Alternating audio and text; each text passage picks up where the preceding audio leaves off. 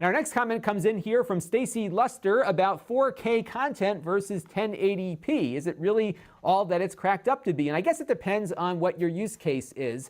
Really what we're seeing here is that televisions have become commoditized, just like everything else has become commoditized lately. As I'm sure many of you noticed, your TVs that you bought maybe 4 or 5 years ago don't last all that long like the old TVs did. And TV manufacturers are not making all that much money off the TVs they are selling, so they need to keep putting out new features to get people to buy something. So 3D was a thing for a while that didn't really take off, but now 4K is a thing, and we're seeing more 4K content from Netflix and YouTube and other sources. And I have to say, when you watch something in 4K, especially at 60 frames per second, it looks amazing on a 4K TV. It really does look nice. If you want the best possible image quality that's out there, a 4K TV is the way to go. And thankfully, thanks to the commoditization going on, we're seeing those 4K TV prices plummet. In fact, I got that Samsung that we look at often here on the channel about a year ago on the Amazon Prime Day sale for like $400 or $500, and it looks beautiful. Even the 1080p content gets a little up conversion going on, and it looks really nice. And here's why. Because 4K content has 4 times the resolution of 1080p, essentially.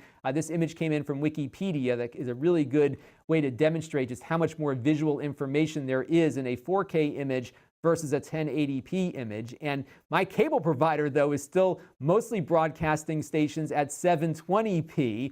So you can see just how much more resolution I might get out of Netflix or YouTube or a 4K Blu-ray, versus what I might get over the air. So if you're primarily watching over the air content, you're likely going to be in maybe some 1080i content, which doesn't look as good perhaps as 1080p does, and 720p, whereas folks with the right equipment and the right services can get some better quality imagery. Now, of note here is my mother, who has a 1080p television, but she is still using a standard definition cable box, and she's kind of in this light blue zone there, and she's perfectly happy with it. She doesn't even notice she's not getting high-def content on her TV because she really doesn't care about it. So I think it really comes down to what you as a consumer need. And the good news is that 4K content will play back just fine on 1080p sets, and it might look just fine for what you're looking to do with it. So there is at least some backwards compatibility here, just like there was with the standard definition stuff. And I think if you don't really think you need 4K, then you probably don't need it right now. I have, though, seen some really nice advantages to 4K displays on PCs, both laptops and desktops, because it does allow for scaling content, so you get much sharper images and much sharper text. It really is nice to edit photos, for example, on a 5K iMac or a really nice high-density display you might get on a tablet. So there are some advantages to packing more pixels into smaller screens for productivity. But again, if you don't think you need it, you probably don't need it. This channel is brought to you by my Patreon supporters, including gold level supporters, the Black Eyed and Blues Music Hour podcast, Chris Allegretta, John Prawl, William Miller, and Charlie Walden. If you want to help the channel, you can by contributing as little as $1 a month.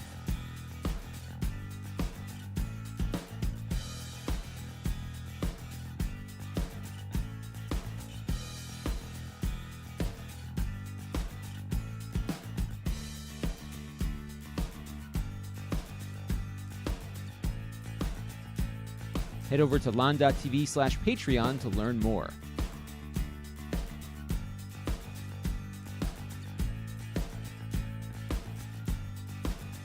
And don't forget to subscribe. Visit Lon.TV/S.